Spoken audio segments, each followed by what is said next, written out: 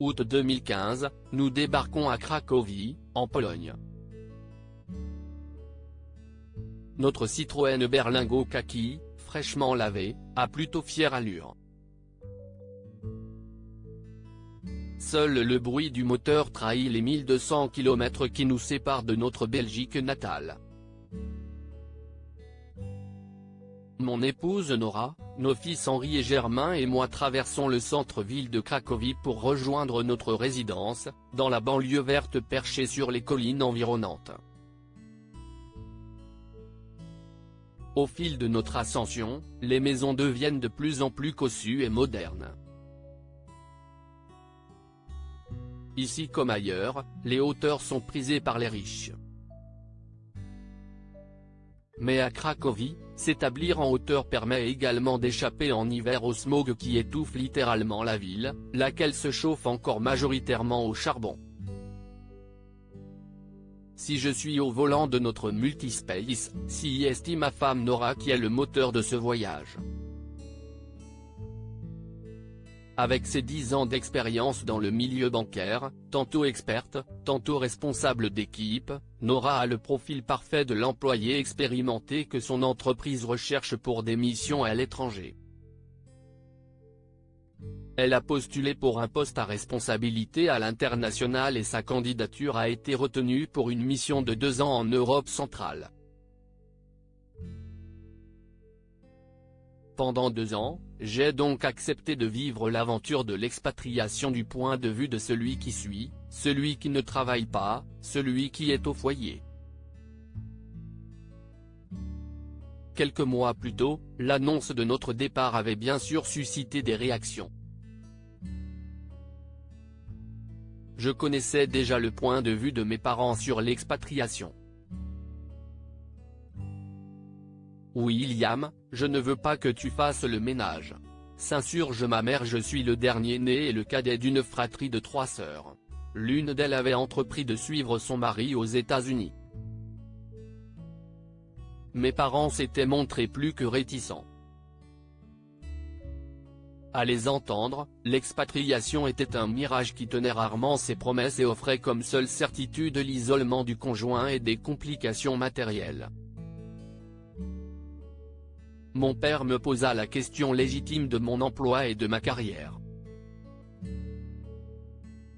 J'ai pu le rassurer en lui précisant qu'en tant que fonctionnaire chargé d'études sociologiques sur le marché de l'emploi en Belgique, j'avais eu l'accord de ma hiérarchie pour une disponibilité de 2 ans, avec la garantie de retrouver mon poste à mon retour. Je ne m'attendais pas à la réaction plus que surprenante de ma mère. William, être au foyer, ce n'est pas ton métier. Je ne veux pas que tu fasses le ménage. Il est utile de préciser que ma mère avait toujours été femme au foyer. Elle s'était consacrée à notre éducation, à mes 3 sœurs et moi, à l'entretien de la maison et du jardin. Mission qu'elle avait accomplie avec conscience et succès. Toutefois, il lui était arrivé de le regretter, mais je ne pensais pas que ce soit au point qu'elle exige que je ne fasse pas de même. La vraie question était, qu'allais-je faire ? Je suis certain que le fait que je sois un homme n'était pas ce qui provoquait cette réaction de sa part. La raison était plus profonde, être au foyer n'était un rôle pour personne, et surtout pas pour quelqu'un qui avait goûté à une autre vie. Une vie qui lui avait été refusée à elle. L'annonce aux amis ouvrit la porte aux plaisanteries en apparence légères, mais non sans fondement. Gros vénard. Tu as tiré le gros lot. Tu vas te faire entretenir et te la couler douce, me taquinèrent des amis faussement envieux.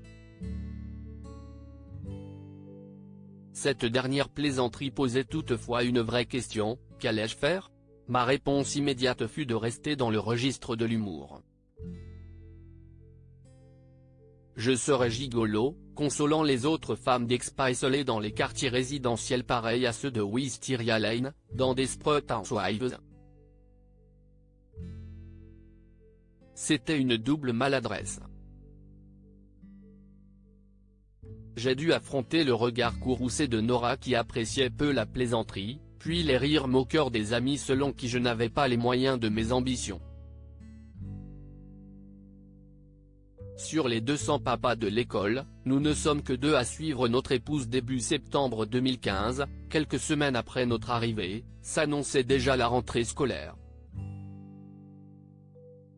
L'un des avantages de l'expatriation réside dans la scolarité des enfants, l'école privée internationale est aux frais du patron. Germain et Henri allaient goûter à l'éducation high level, made in USA. Ce jour-là, j'ai pris conscience de mon statut de conjoint suiveur pas comme les autres. Et ce d'entrée de jeu, lorsque la femme d'un collègue de Nora vint me saluer. Je m'appelle Sigrid, la femme d'Armand. Si est-il l'homme qui suit sa femme? Être envoyé à l'étranger par son employeur dans le cadre d'une promotion est, il est vrai, majoritairement réservé aux hommes. Les expats ne sont des femmes que dans 31% des cas. Toutes ne semblent pas pour autant s'encombrer d'un mari à l'étranger, puisque les époux d'expats ne représentent que 9% des conjoints. À Cracovie, parmi les 200 papas de l'école, peuplés majoritairement d'enfants d'expatriés, nous ne sommes que 2 à suivre notre épouse. Je suis le seul dans la communauté francophone. Assurément, les types comme moi, l'époux d'expat, ne courent pas les rues. Cette histoire vous a plu?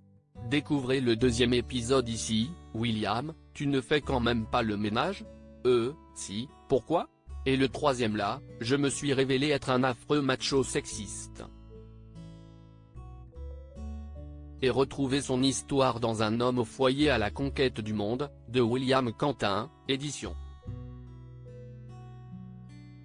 La boîte à Pandore. À propos de l'auteur Christelle Gaboris. Derniers articles. Ce Gérard, de peur de passer pour un attardé, j'ai caché que j'étais illettré. La maîtresse du capitaine du Costa Concordia balance, avoue que tu voulais abandonner le navire. La plume de Sevan, grâce à Closer, nous allons pouvoir aider encore plus d'enfants hospitalisés.